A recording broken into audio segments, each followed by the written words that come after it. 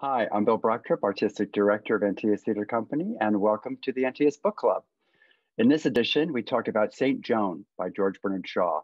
We're very excited to have the director of our Classics Fest 2019 reading, Ann Noble, to speak about the play, along with former co-artistic director Kitty Swink.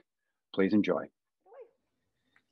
Thanks everybody for coming. I'm really excited because I love this play and I love how Anne directed it. So it's great. One of the things I really like about this play, and Anne and I've talked a lot about, is that it's a comedy both in the classic sense and the fact that even though it's about St. Joan and her being burned at the stake, it's flat, funny.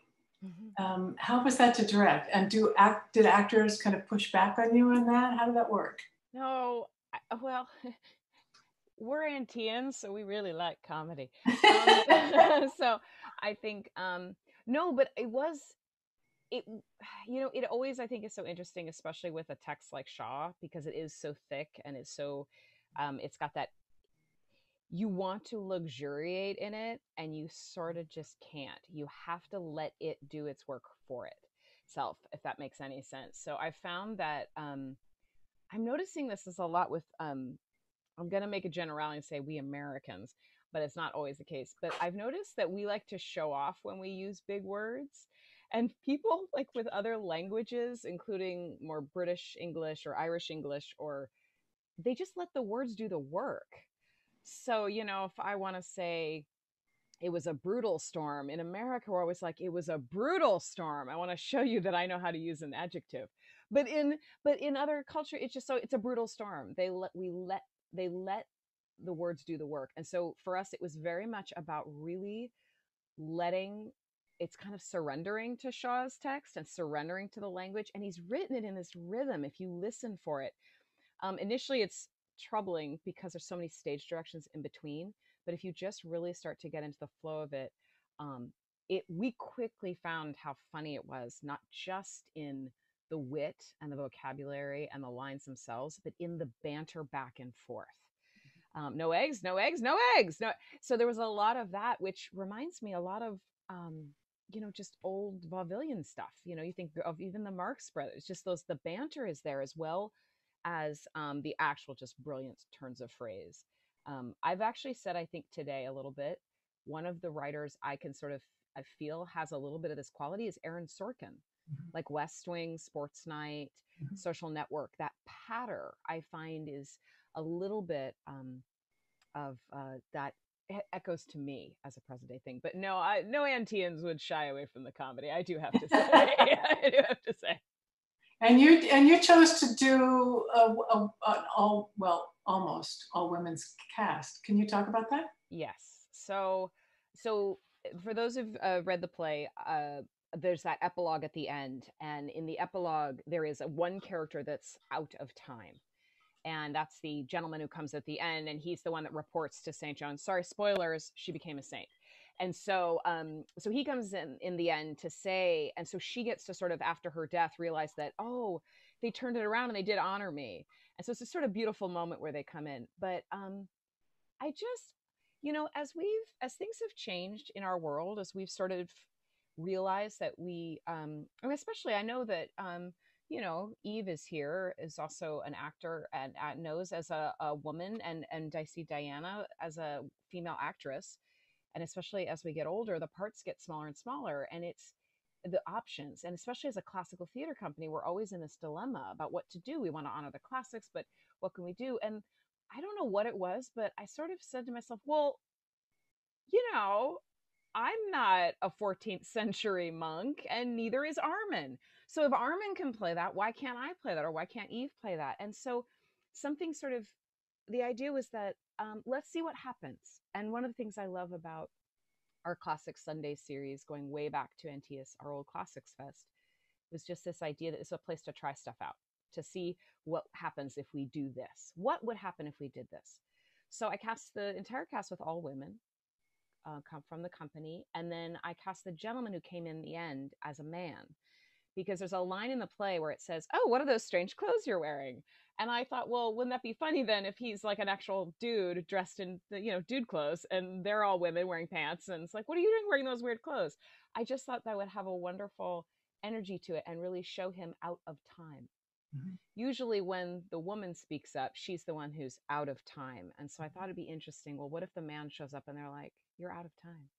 And I just thought that was a very interesting um, thing. And it, it's so funny. And I also made the choice not to change any of the pronouns, just to let it be he, and commander and priest. And it's so fascinating. And again, it's one of our sadnesses here in this COVID world, is one of the beautiful things about theater that I don't know if any other medium does as well, is it, you could see a woman playing a man in front of you, or see a black person playing a white person, or you can see that, and you just, after a while, you just believe what we're told. We just buy it.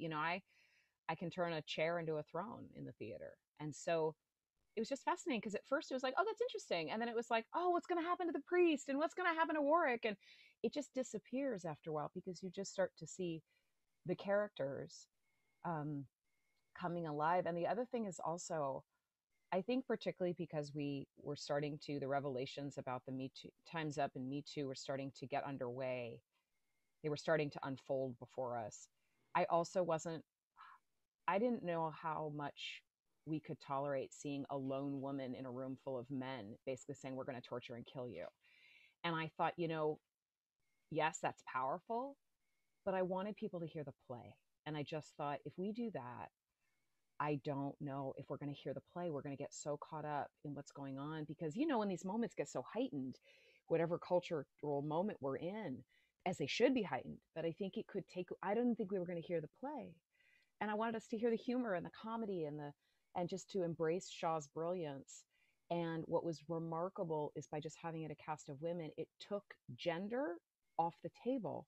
So not to ignore it, but so that we could also look at the other issues that Shaw was bringing up. So that was why I wanted to do all those reasons. And also, not that we don't have amazing boy actors at Antaeus, but we have amazing women actors at Antaeus, and we don't get highlighted as much just because there just aren't as many roles. So I'm loving that we're starting to really embrace this as a company and stuff. So that was a very long-winded answer, but I hope that answers the question. Well, one of the things about having Joan come in, being a dude in dude clothes, is that so much of the early play, people are talking about, well, she has to be a witch or this or that because she's dressed like a man. Yeah, she's wearing pants. Because she doesn't want to get married, because she doesn't want to do girl things, because she wants to lead people, because she believes in that she hears from saints, and that she's God's messenger on earth. It's fascinating.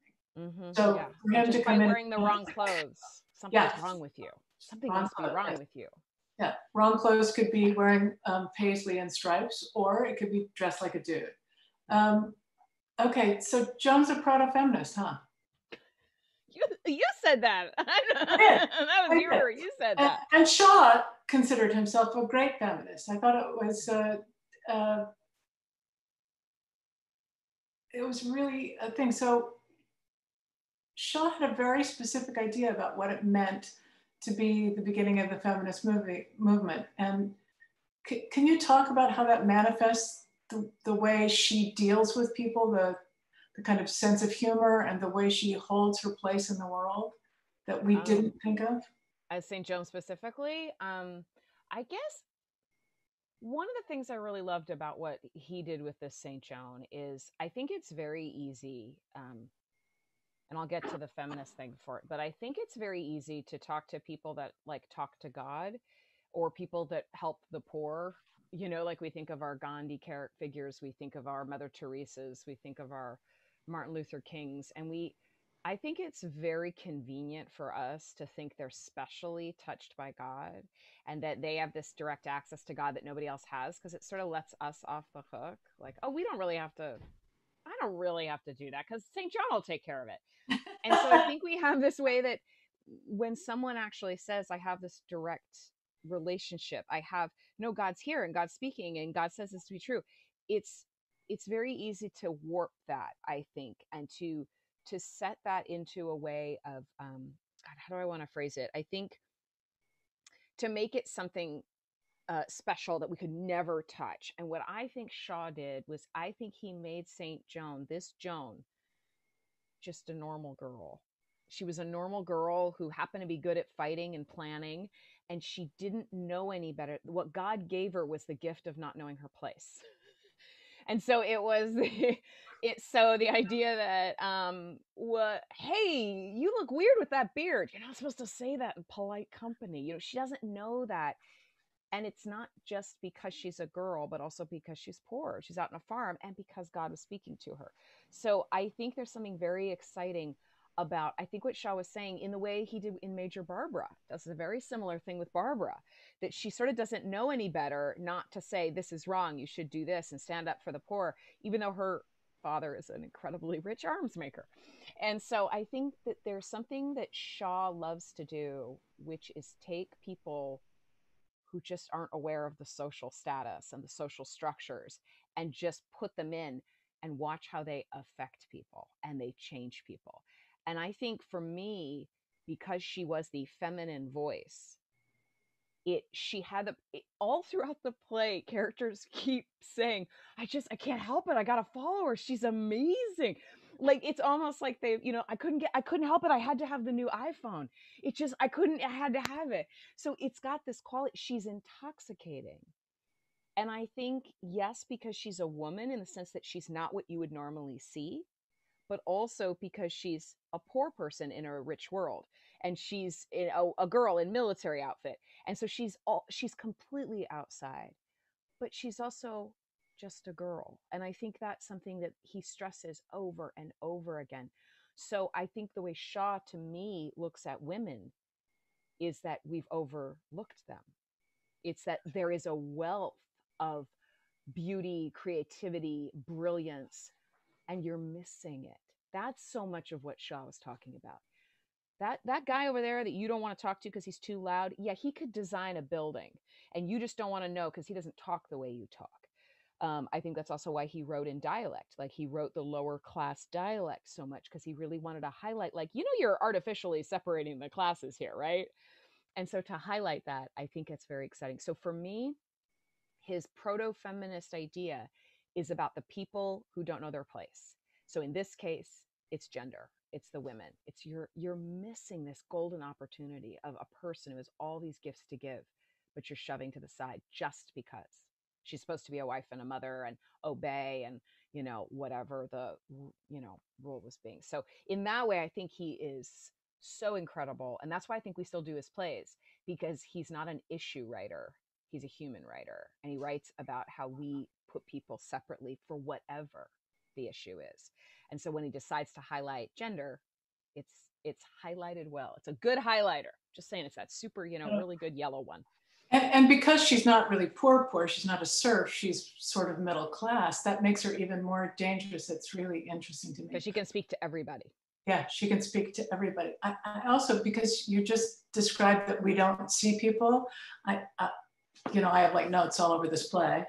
I just wanted, the Archbishop, before he goes, I got to follow her, says to Tremouille, a miracle, my friend, is an event which creates faith.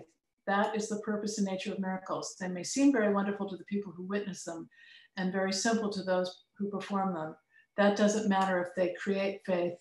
They are true miracles, by which he means that God didn't create something. It's just that you follow. And then he follows into following. It's fantastic. Mm-hmm. The other thing I love about this play is, as in all Shaw plays, he gives everybody a good argument. Nobody doesn't have a good argument. Can we talk about scene 4, which I think is the thesis statement of the play? I mean, it's one giant thesis statement where we meet Warwick and we meet Cachan, and we have the sort of dim-witted chaplain who actually has a whole nother point to make, that so all points of view in the play other than Joan's are highlighted. And you told me that was your favorite. It was the piece of the play you kept coming back to, and it's certainly the piece I keep coming back to. Yeah, it feels like a play. It feels like a piece outside the play, because you're in the thick of the story with Joan, and she's going and she's converting people, and she meets the king, and it's like, what are we going to do? What are we going to do? And then all of a sudden you get this, like, and it kind of reminds me of the old Muppet Show, you know, Statler and Waldorf up in the like the thing, like, well, what did you think of the play? Well, I thought of the play. So it's got this kind of quality of out of time, and you're hearing. And so what I thought was so interesting is like someone said that they seen productions where they just cut the whole scene out, and I'm like, well, because for me, it's highlighting the forces that are moving against this young woman, and that it's. I mean, again, you could do the modern. It's not that modern. It's back in the 90s. But like in X-Files, it's like the smoking man and his dark cabal around the table, like making the decisions about who gets the Academy Awards and all that. And so I think there's something about watching the forces pressing on this girl. And when you see these very powerful figures like the head of the church, the head of the military, I mean, Warwick is the kingmaker. I mean, he was you could argue the most powerful man in England at the time. I mean, aside from the king, but I don't know, I mean, in terms of who could move people. And so you have these people arguing over this little farm girl that is leading all of a sudden armies and causing a ruckus. And what are we going to do? And I think for me, what was paramount in that scene was that the arguments be absolutely crystal clear. So we spent a long time. Obviously, we had Liz Swain, who was just, she had that one line after like uh, uh, help me, who played Kashaw? Francis. No.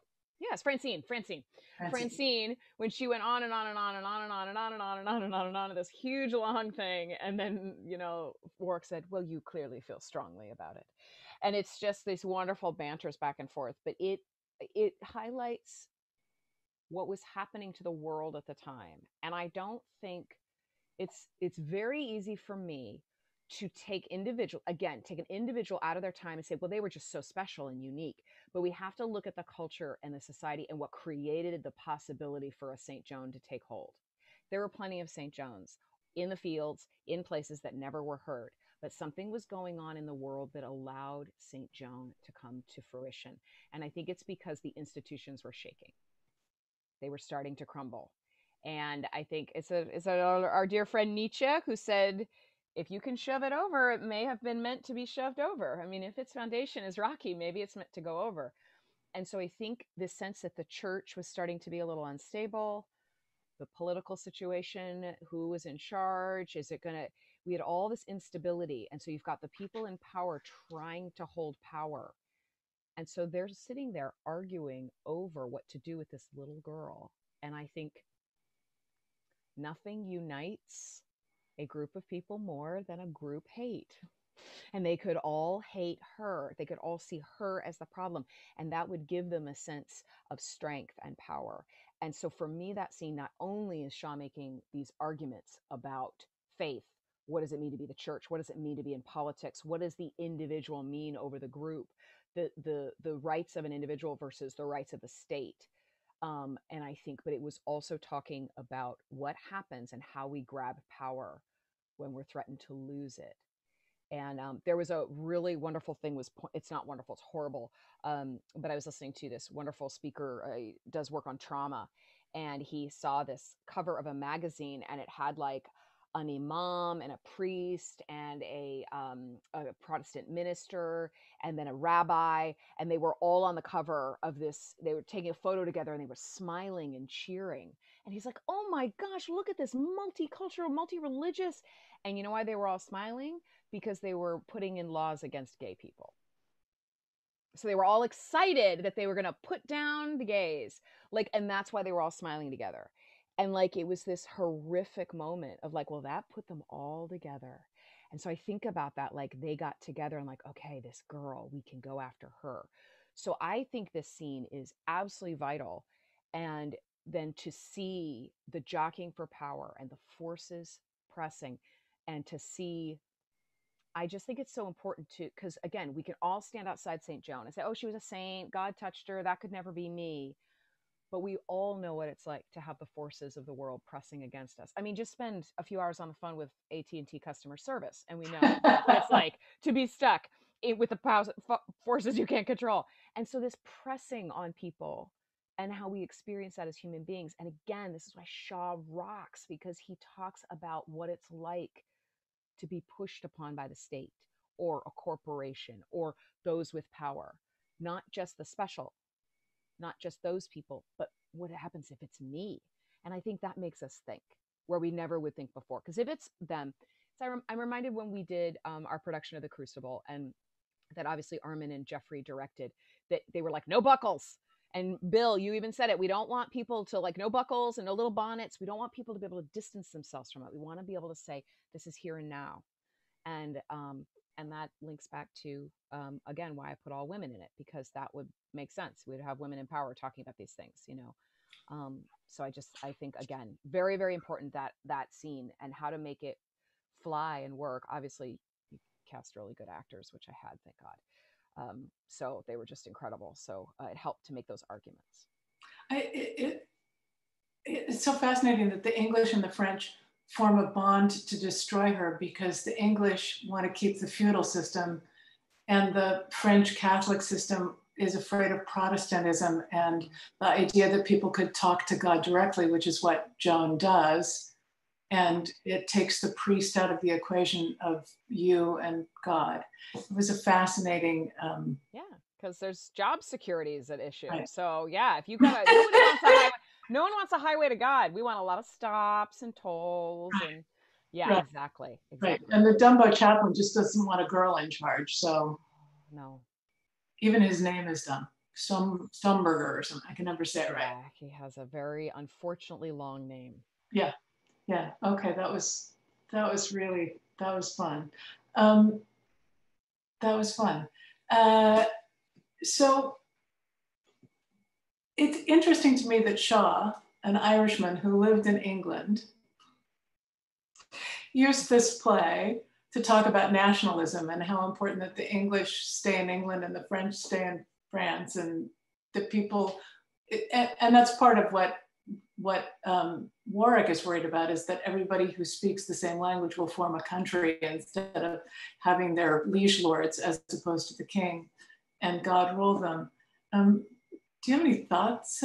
I mean, it is funny to me, but do you have any thoughts about his sense of, because I think his idea of what nationalism is different than our sense of what we think of nationalism now. We think of Marine Le Pen. Yeah, I think so. I mean, obviously, we go into the 100-year history of the French and the English and the Irish.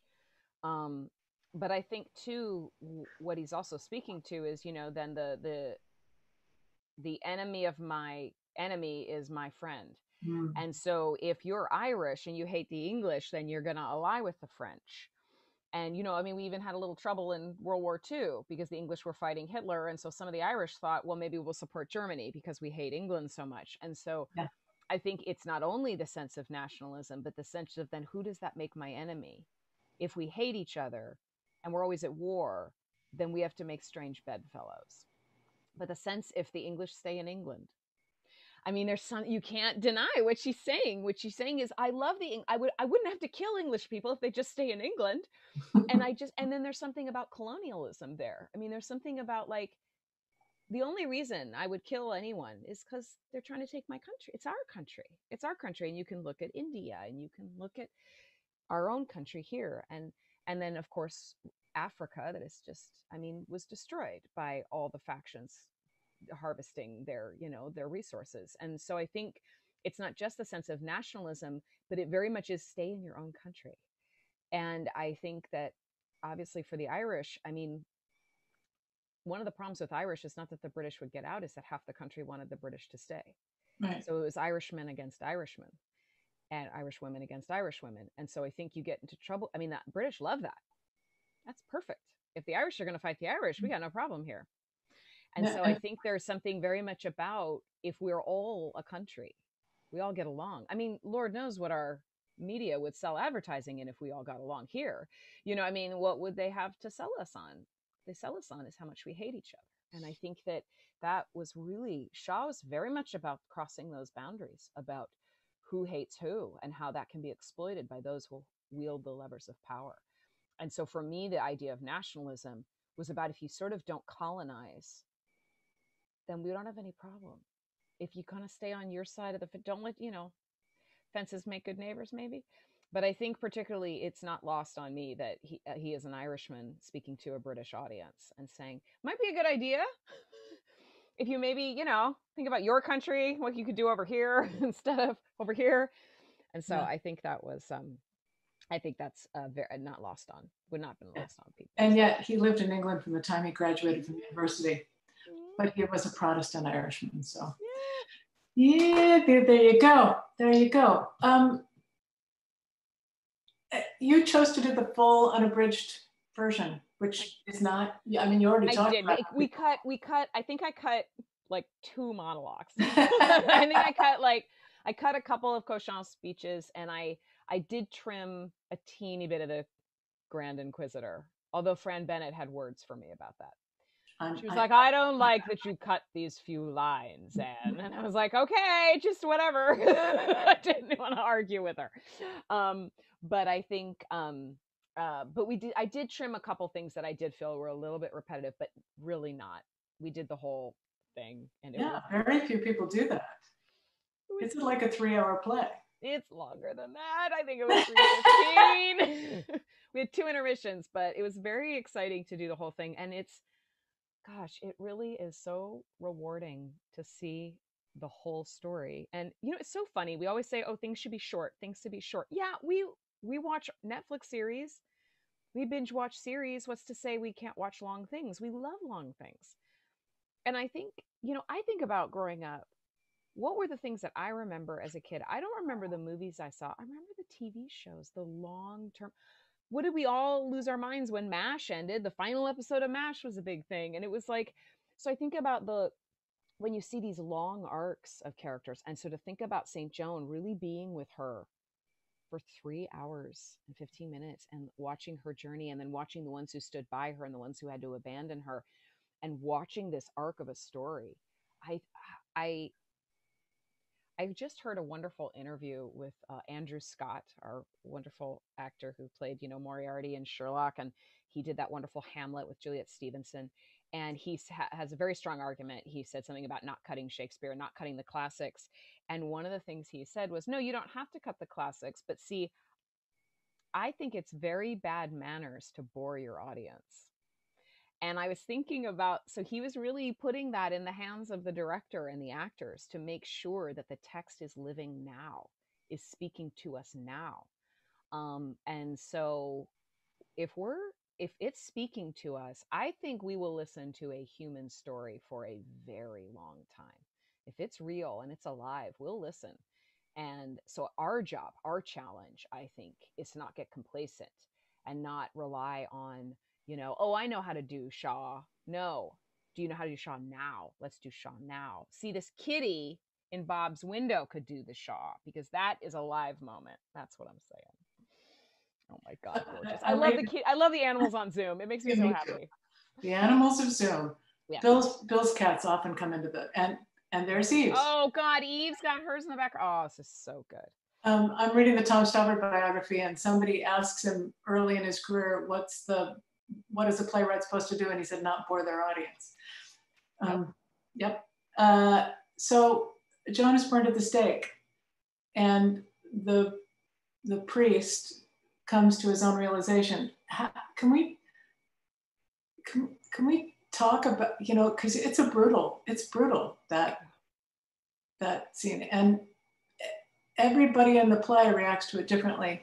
And there's one character who we meet almost everybody that's important in the play, again, in the epilogue.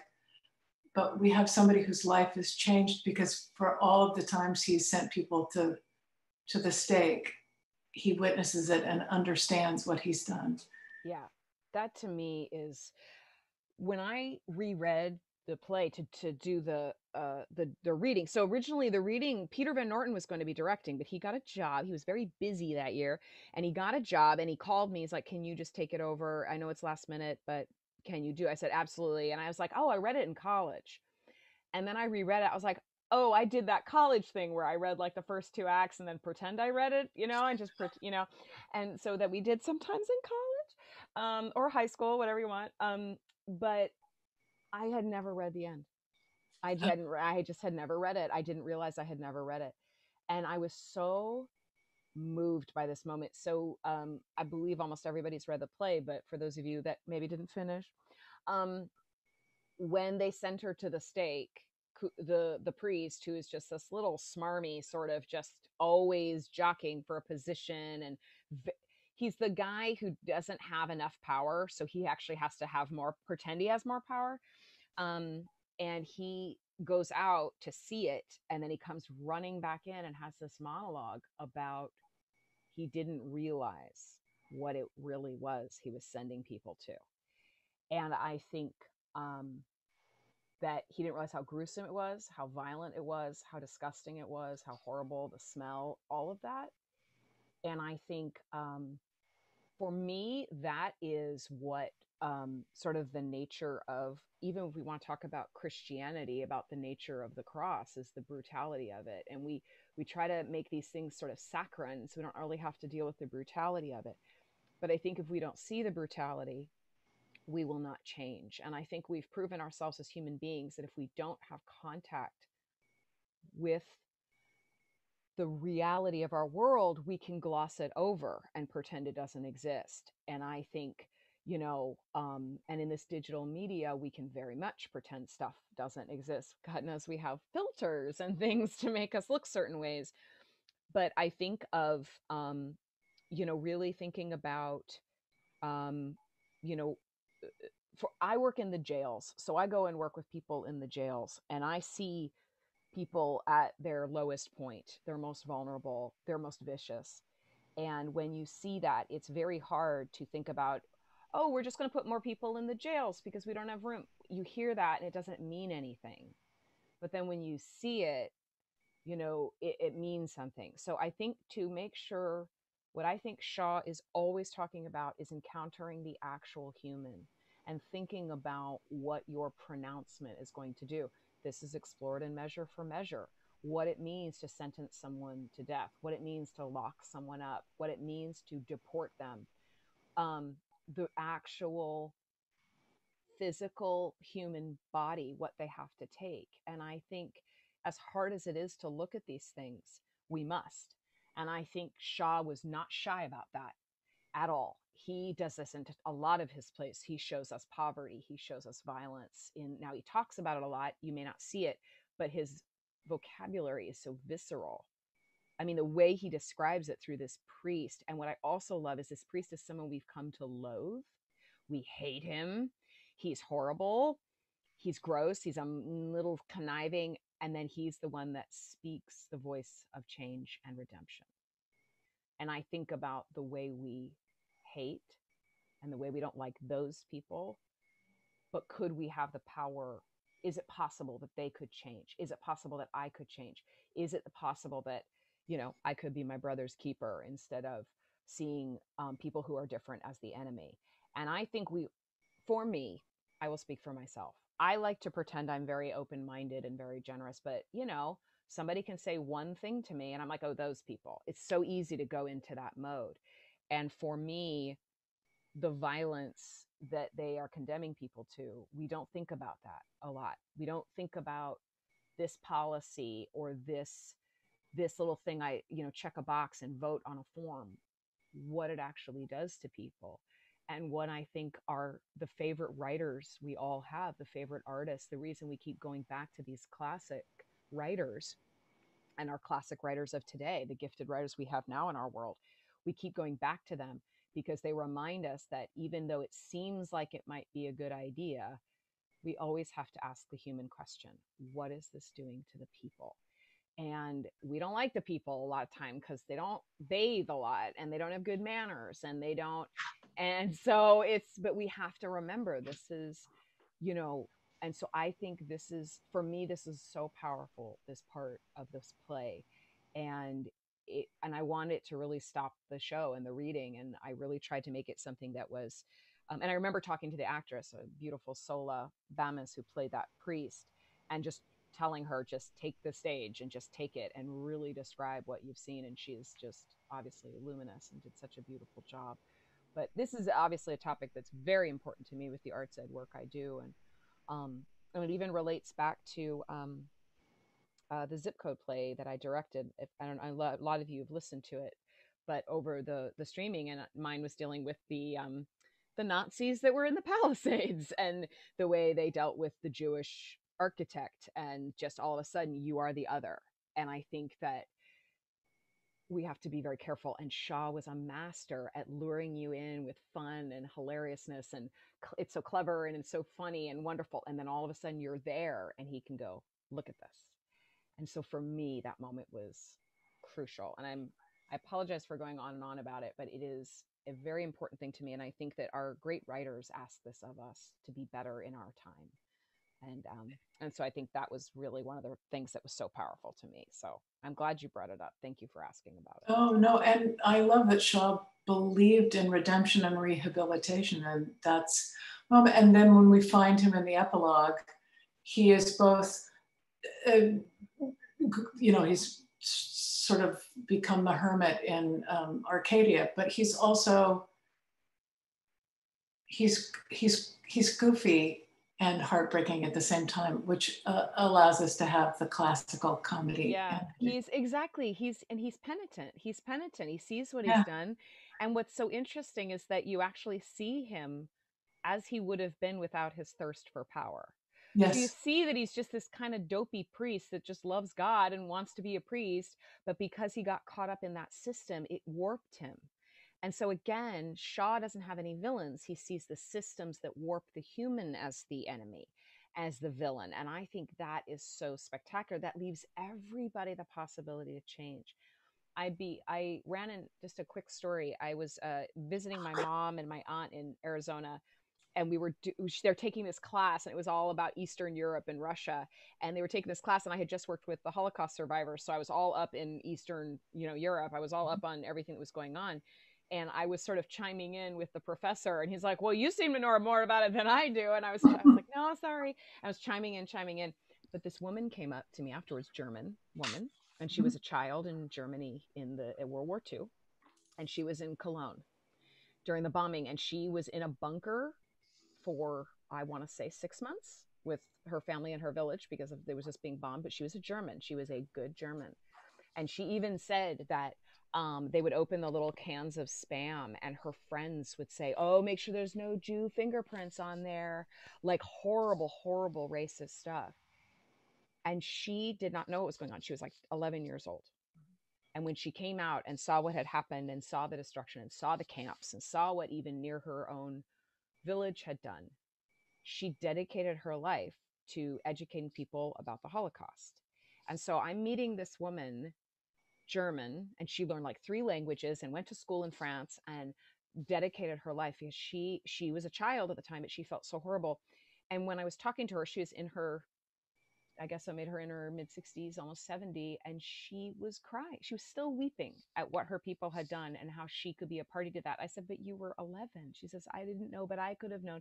And I was like, but you could have known. But she said, but that's why my life is this. And so her life is Holocaust studies, Jewish studies, and educating people around the world and making sure. And I just thought of that kind of redemption, like that kind of possibility. And that to me is Shaw. That is what Shaw is always talking about, that capacity we have. And we should never forget that the unlikely person could change, and we don't know. Thank you for joining us for this chapter of the Antaeus Book Club. It's been a pleasure to hear about St. Joan with Anne Noble and Kitty Swink. I'm Bill Brocktrop. We have a number of other book clubs for you to check out, so please do so. Thank you.